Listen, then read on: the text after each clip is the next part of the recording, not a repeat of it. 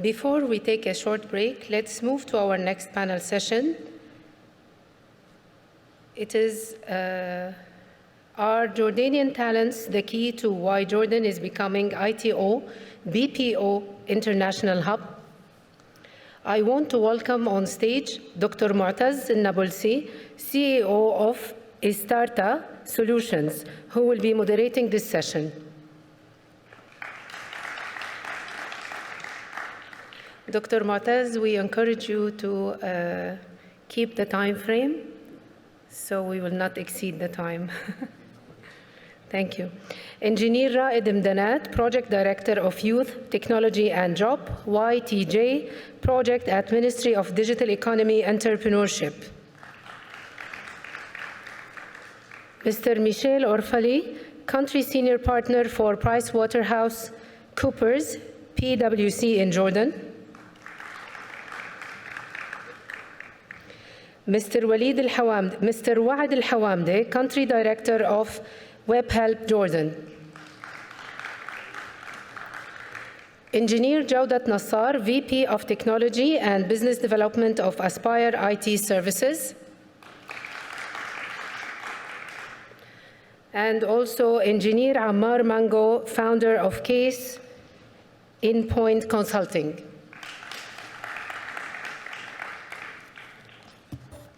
Good evening.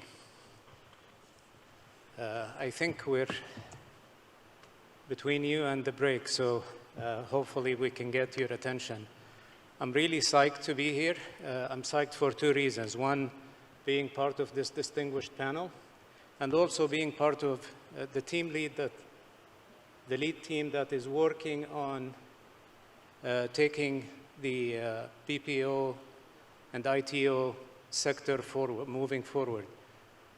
We are now under the Intaj umbrella. That's very exciting news for us as a sector. I think finally we're being recognized for the criticality of what we can provide. And at the end of the day, our sector is really about jobs, jobs, jobs. That's what we're all about, and that's what we're trying to do, is create as many jobs as possible. As you guys know, Jordan graduates about 120,000 graduates every year into different sectors in the economy, and that's something that speaks volumes of what we need to do to create those jobs, the variety of jobs. Typically, when you think of our world, you think of, okay, these guys are about the call center industry. And yes, that's how it started. That's a lot of what we do.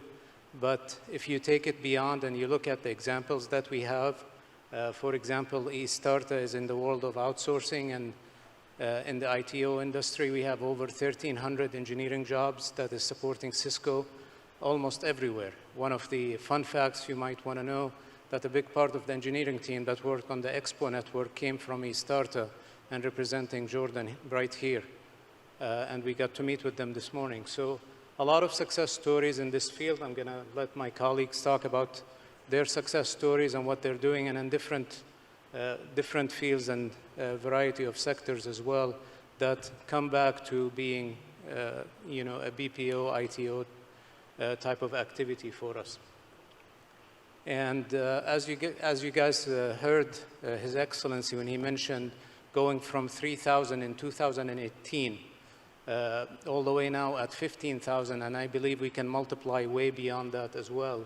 And it's something that really, due to the efforts of the guys here, and there are a lot of people also couldn't make it to be part of this panel as well, that also get a huge thank you for that growth in the industry. And like I said, I'm going to start with a question to Michelle. When you think of PwC, and then you think, okay, what do they have to do with being a BPO, ITO type of sector and activity, being part of our sector? They already have over 800 resources that are supporting the Middle East in a back office function.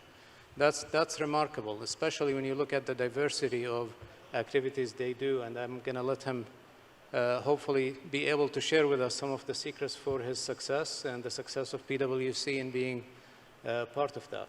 So, Michelle. Thanks, Mutaz. Yes, we even doubted why are we doing all of this. But on a serious note, PwC in the Middle East is very ambitious on growth. And in order for you to grow, you need to have the right skill sets, you need to have the right technologies. Under our strategy, the new equation we're talking about, human-led and technology-powered solutions. For us to grow from where we are now, a $1 billion organization, and doubling down in the next few years, we need to think differently. We need to focus. We need to plan our growth. And part of it is, do we really have the right operating model? Do we still want to continue with the conventional way of delivering services? Do we have the right talent? Do we have the right technologies to fuel that growth?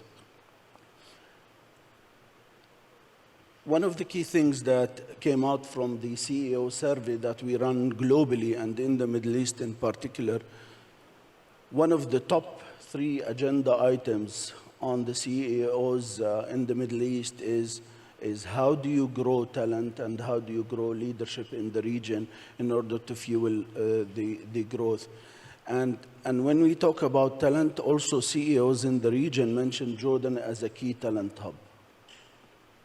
Now, for us to live our promise to ourselves and double down on our growth and create, we have pledged also to create 6,000 new jobs in PwC across the Middle East, including Jordan.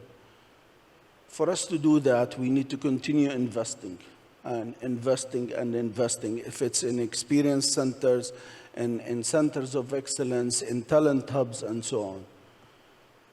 And on the agenda is Jordan. Why Jordan?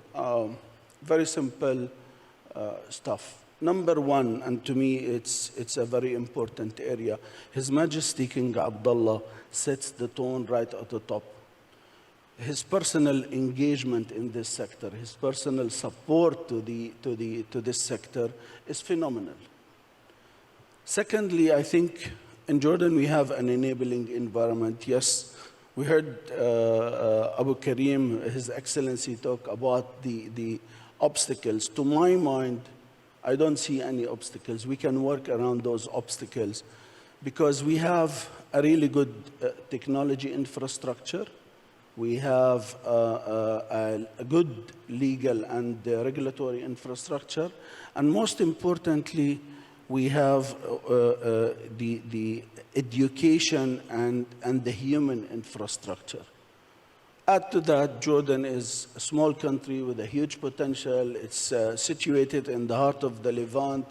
We have Petra, we have Dead Sea, Red Sea, and all of this. And this is very important because when you're talking about technology investment, you're talking about expats coming to Jordan. And those expats need good international schools, which we have. They need good healthcare system, which we have, and they need an ecosystem where they can live in Jordan and consider it their second home.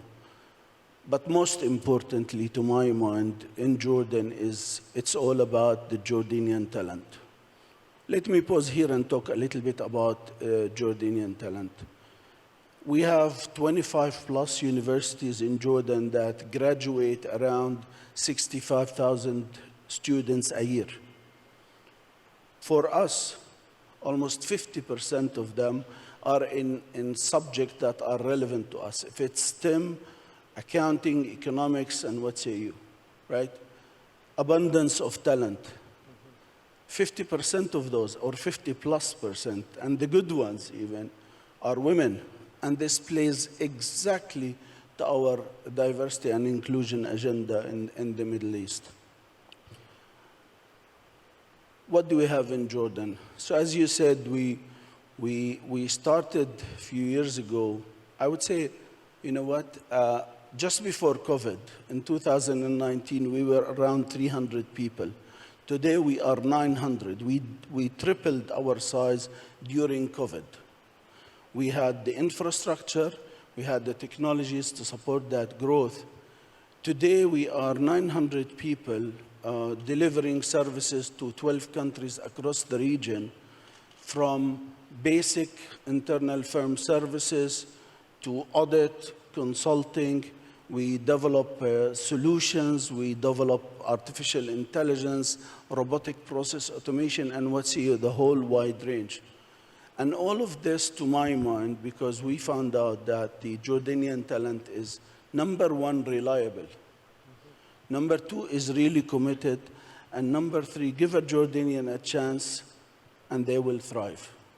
And this is what we're seeing. And our investment in people have been unmatched. You know, we provide the best environment for our people. And the people satisfaction in Jordan is one of the highest in the PwC network across the globe. Our attrition rate is lower than other places. So to my mind, the key thing, the key success story that we had in Jordan is about the Jordanian talent. I hope I answered your question, Mutaz. No, absolutely. I think it's a remarkable journey, what you guys have been able to do, you know, getting into that line of business and offering the Jordanian services to other PwC centers across the region. That's an amazing success story, and I think you guys hopefully will reach new heights and introduce more and more services out of you know, Jordan to serve the whole region. But just a question to Raed from Webhelp. When I read about Webhelp, you know, one of the interesting things is you guys run about 180 centers in 60 countries before you guys decide, okay, Jordan is the next place for us and it's going to be a big hub to provide premium services to our clients. Tell me more about that. What brought Webhelp to Jordan? How did that connection happen? And in a way, also tell us about your successes in you know, dealing with the Jordanian talent and offering that as well. Thanks, Mutaz. First of all, let me say hello, everyone.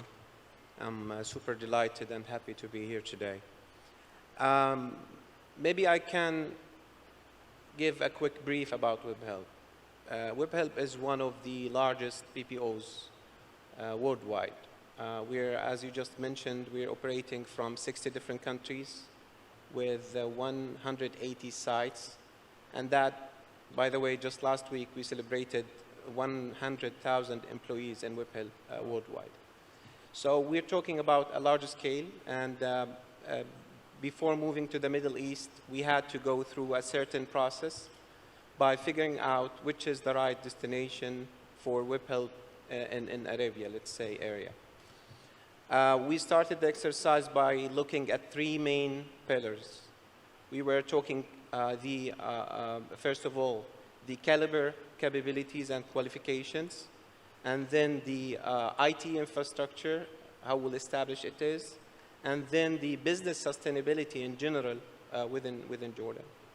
And obviously, the exercise took a couple of years in order to decide on the next destination, because eventually we were looking for a site to serve the whole Arabic and MENA countries.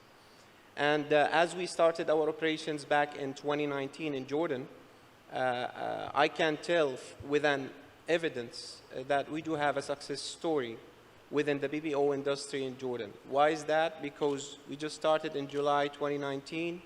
Today we do have around 1,500 employees working. So in other words, we're talking about 1,500 job opportunities to the Jordanian market.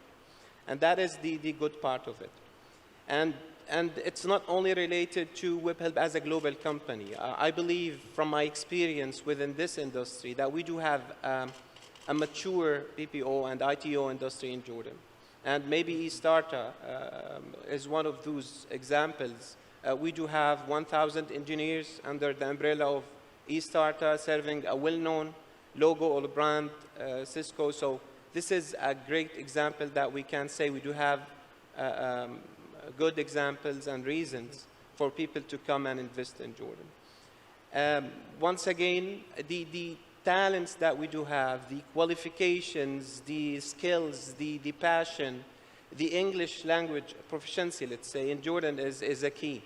And I've heard this personally from the superiors who were looking for the next site within the Middle East. They were like, we went through like on our radars, there were like different countries. So we found Jordanians serving from different countries as the talents there. So we were like, why not to open in Jordan with the cost-efficient model that we do have, and then the talents and the good caliber that we do have in Jordan. So for sure, from this stage, we encourage all the investors, the business leaders, to come and invest in Jordan. And with the support we're getting from the government, the attention we're getting from His Majesty, the royal family, I believe there is all of that would contribute in order for everybody to come and invest in Jordan.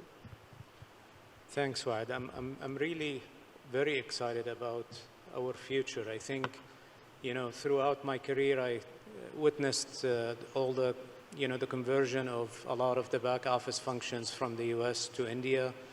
Then I saw the movement into the Philippines, and as of late, I've seen the movement into Egypt. And now I'm really excited. I do believe that Jordan is next, and they are moving and making the right investments, and the growth that we're seeing is a result of all that work. And really, we're at the you know, early stages of that growth, and I really think we can take it to a much higher level. That brings me to Jawdat and Aspire. You guys are one of the leading ITOs in Jordan for a long time, and you guys have been have a lot of global clients that you've been offering the services, engineering services out of Jordan to. What's your experience like, especially working with the talents and focusing on, you know, the high-end engineering type of skills that you're seeing in the marketplace?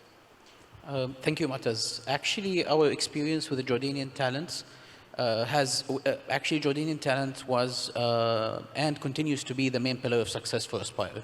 And our experience in that regard has changed a lot throughout our journey. When Aspire started 20 years back, we were only providing QA services to one major US client, Weight Watchers, which is the leading weight loss organization in the US. Then soon we found out that Jordan has much more to offer. And this was not only our own observation, it was our client as well. Because at that time, the people that we provided were tech-savvy, eager to learn, and eager to take more challenging projects with a full sense of ownership. That helped us a lot in growing our business to include advanced technologies in service areas such as software development, cloud and DevOps, machine learning, big data, robotic automations, and many others, which eventually led to a growth in our business. So now Aspire operates with around 400 Jordanian talent, providing support to more than 25 global leaders across MENA, US, Latin America, and supporting names such as Discovery Channel, Expedia, Scholastic, Hudson Bay Company, and many others. And recently, we have noticed also that Jordan has built a complete ICT ecosystem that helps us a lot. We have advanced universities that are graduating more than 7,000 top talent IT graduates. And our universities were one of the early adopters for measures such as AI, IoT, cybersecurity, which actually enriched the market and the talents that we have, and supported us to expand into other areas that we couldn't think we could reach 10, 15 years back. And of course, we cannot forget the support of the government with forward-looking programs that helped ICT sector in hiring, training, and upskilling local talents at a scale by providing subsidies, grants, and fully developed training programs. So this is mainly like a brief about our story with the Jordanian talent 20 years back until today. Other factors supported us in Jordan, one of them the strategic location of Jordan, with a time zone that allows an easy overlap with emerging market in the East, like Asia, and the developed market in US and Europe. Thanks, Jawdat.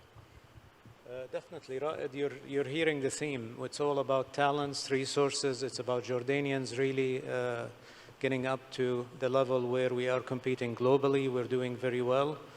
I know the government have a lot of programs, sometimes behind the scenes trying to support us as a sector, which is we're very grateful for, all of us.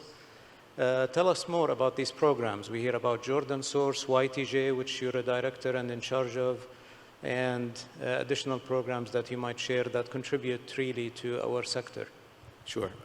Thank you so much, Mutaz. It gives me a great pleasure to be here today to talk about the different programs that actually the Ministry of Digital Economy and Entrepreneurship is providing to the ICT sector in general and to the ITO, BPO sector in particular.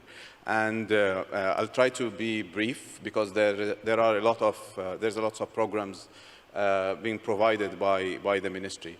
Maybe, and I will start with what everybody has been emphasizing on since the morning, which is the Jordanian talent.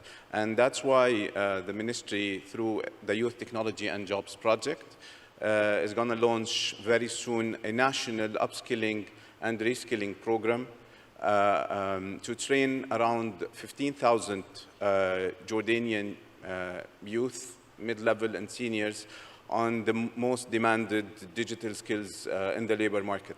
And this is also an open invitation for all training service providers, Jordanians and non-Jordanians, and also the private sector companies that have academies to come and apply for these programs, which will be completely led by the private sector and fully subsidized by the Jordanian government through MODEE, our ministry. So this is the first huge program that is being offered today. Another thing that I want to mention is actually the different incentives being provided to, again, the ICT sector and the ITO, BPO sector. As you know, if you are an ICT company or an ITO, BPO company operating from Jordan, there is zero income tax on any revenue generated from exports, and only 5% income tax on any profit generated from the Jordanian market. Additionally, there is also 0% sales tax on revenues generated from exports, and also on the ICT production input. In addition to that, zero custom fees on the ICT production input as well. So this is in a nutshell few incentives, tax incentives that MODEE and the Jordanian government offers to the ICT companies. In addition to that, and also under the YTJ, there is the salary subsidy program, where we subsidize 50% of the new employees' salaries for 6 months, regardless of their salaries, regardless of their position. So they don't have to be all IT, they don't have to be fresh graduates, they can be mid-level or senior level individuals, and we will subsidize their salaries 50% for 6 months. And all these programs are open till 2025. So any company, again, Jordanian or non-Jordanian, can come and benefit from these incentives and include it in their pricing when they price a proposal for a client. And also we do have grants to support the adoption and growth of the gig economy. And this is also another open invitation for gig platform, digital gig platforms, to benefit from these grants. This is in a nutshell the few of the programs that currently MODEE is offering for the ICT sector. And I try to be brief, but if you want to know more details, please feel free to visit MODEE's website. Everything is on there, or approach us. We're happy to answer any of your questions. Thank you. Thanks, Raed. For sure, it's very helpful, and we're very grateful for all the support we're getting from the government. But I just want to re-emphasize another point that always comes to mind as we see the growth in our industry. And if you look at all the other companies like Amazon or Microsoft, even Cisco is investing a lot in resources in Jordan as well. We have Expedia, we have even Chinese companies like Bigo, Likey. They're all opening large operations, over 1,000+ employees right here in Jordan. And that's something that's very exciting, and it's due to all the efforts that, from the top of the government, even in the royal court, all these efforts to bring those investors in and those companies. And that's something that is, in addition to the resources as well, we have a great, very resilient infrastructure. We've proven that during the pandemic. We had almost zero outages the whole time. We were able to support all the work from home activities without missing a beat. I know we were forced to back up a lot of sites outside of Jordan because, in some areas they didn't have electricity, they didn't have enough internet connections and bandwidth to support the operations, and where everybody was impressed with, the resiliency of the network in Jordan and what we were able to do during that time in terms of supporting major operations and really not missing anything. But as I talk to people, potential investors and potential companies that might come to Jordan, always been intriguing discussion. A lot of people on the fence, and the question I want you guys to answer at the end is, if you're seeing somebody right on the fence, how can you convince them, and what is it about Jordan that you want them to know that make them jump right in and invest in Jordan? So I'll start with you, Jawdat, now. Yes, actually there are many things to count, but I'll speak about a quick experience, and two quick things is that in COVID, most of businesses were encouraged to move remotely because they went into, if we can do it remotely, we can outsource it. And this put a lot of pressure on the Jordanian infrastructure. And it's actually, Jordanian infrastructure demonstrated actually unprecedented reliability for us. And also the readiness of our logistics and policies enabled us to operate actually at a 95% remotely from 22 until this date. So we are, till today, from early 22, we have 95% of our employees working fully remotely, which allowed the flexibility for them and the flexibility to accommodate more clients with different time zones.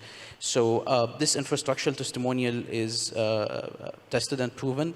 The other two things that are not always mentioned about Jordan and helped us a lot as a company who works with clients overseas is that we have a visa on arrival, which reduced the complication of travel for our clients, a stable currency system, which is not the case in all of the outsourcing countries. And the third thing that we have a double taxation agreement with 27 global countries.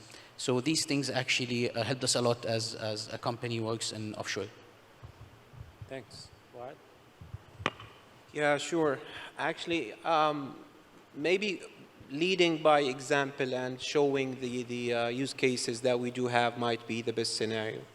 Why I'm saying that? Because once again, we do have great examples that we can promote and tell what kind of success stories we have made. The type of the clients, within our industry at least, the elite brands that we're serving, the high standards, talking about over than 20 years within the market, all of that might be a nice mosaic in order to be promoted and to take the advantage out of it. Yep. Thanks. Sure. Okay. This is not an advice of a consultant, but the way we see Jordan, first and foremost, it's the talent.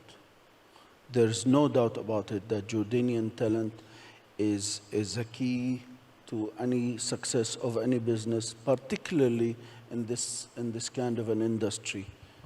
The Jordanian talent, although might not be that polished, if you know what I mean, but they're eager, hungry to learn, very, very much committed, and easy to convert into an IT professional. On the second hand, I think we might not have the best infrastructure in the region. We cannot compete with the UAE, for example, but we definitely have the right ecosystem for technology and business process outsourcing. And I think it's about the technology infrastructure. It's about the hospitable people in Jordan. Let's not disregard that. You know, we might be seeing it Jordanians, you know, kishrin, but honestly, I would say Jordan is very hospitable, very open society, very welcoming culture, and the minute you land in Jordan, you start feeling like your second home. And this is really important for any foreign investment into a foreign country. Last is to my mind, the enabling infrastructure. And when we say enabling, I'm talking about the government. The Ministry of Digital Economy and Entrepreneurship is, and I shouldn't say that in front of him because he's representing the ministry, but really they are very supportive, hands-on. You need the help of a minister, you will find him, particularly Mr. Hanandi. The government have created such an ecosystem that links everything together. And again, for me, it's the tone set at the top. In any organization, also in a country, when you have a king like ours, His Majesty King Abdullah, supporting personally this kind of an industry, everybody will follow. And that is the comforting bit that replaces all the here and there things that Jordanians regularly, bitch about. Sorry for my French, but we are very bad in slaughtering ourselves. Jordan is a good place. Jordan is a good country, and I think it's a good place for investment. Amazon are not stupid. PwC are not stupid. Microsoft, Cisco, all of those big names are not stupid. They have invested a lot in Jordan because they think that it's a right place to be in. Absolutely. Thank you. Raed. I'm going to second what everybody said, and especially Michelle, and to refer to a report that I've read a few years ago called When Small is Beautiful. So definitely Jordan is a small country with a great potential. And when you operate in such a small ecosystem, you get the attention, the best attention. And as Michelle said, the attention comes from the top and from His Majesty King Abdullah II, the royal family, and also the government. So this is definitely an advantage to any company, a startup or a big company that is currently operating or wants to operate in Jordan, is the great attention they will get from the highest levels. Yeah, absolutely. And although the country is small, we're very rich in our resources, and that's something that, Michelle always mentioned to me. Jordan, when you start calculating the number of educated people and you take it down, we're really much bigger than a 10 million population country in terms of resources available to work and wanting to work in those advanced jobs. So it's a big country in that, and resources is the name of the game, as you guys have heard from everybody. It's really about the talent, the Jordanians, and what they have to offer in the marketplace. And I'm so glad, we had this panel and with these distinguished leaders in this industry that to showcase really what is to come and what can be done in Jordan in our sector, and how much we can grow and grow together. And although sometimes when you feel that I have an employee that's leaving to another to Microsoft or Amazon, we always feel bad. But at the end of the day, I think somebody mentioned it earlier, we have the two hats on. We're Jordanians as well as, we represent companies. So it's great to see the high demand on our resources and to create those jobs, good paying jobs in the marketplace. Really, thank you. I think we went over time and appreciate your attention to us, and hope that you guys got some new information about our sector and start thinking differently about what really we can do as a country as well. Thank you, guys. Thank you, Mutaz. Appreciate it.